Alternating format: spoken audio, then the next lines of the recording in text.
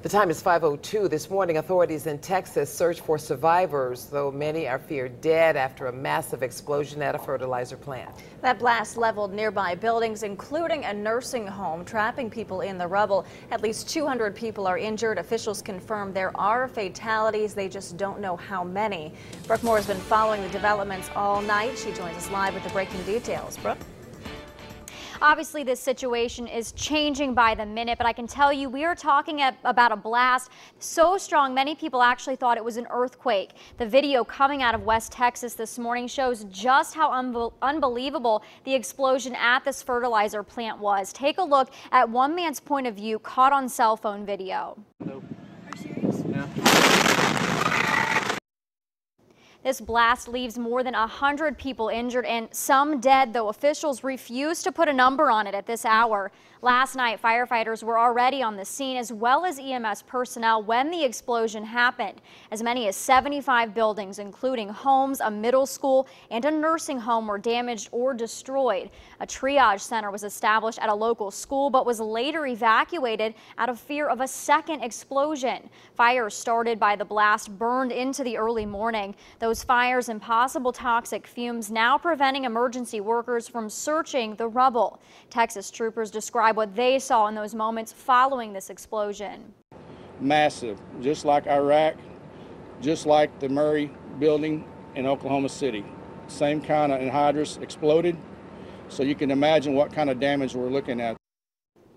Of course, I'm following our affiliate in Dallas on social media. They have reporters on scene gathering firsthand information. We're also expecting another news conference in a matter of hours, so we will be passing along these new details as the situation unfolds. Reporting live, I'm Brooke Moore, 2 News Today, working for you.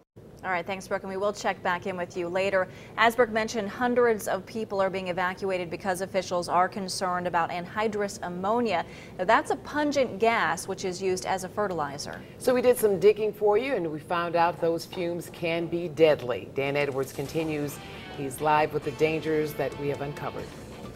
Yeah, this anhydrous ammonia fertilizer, common yet potentially a very dangerous substance, must be stored at high pressure.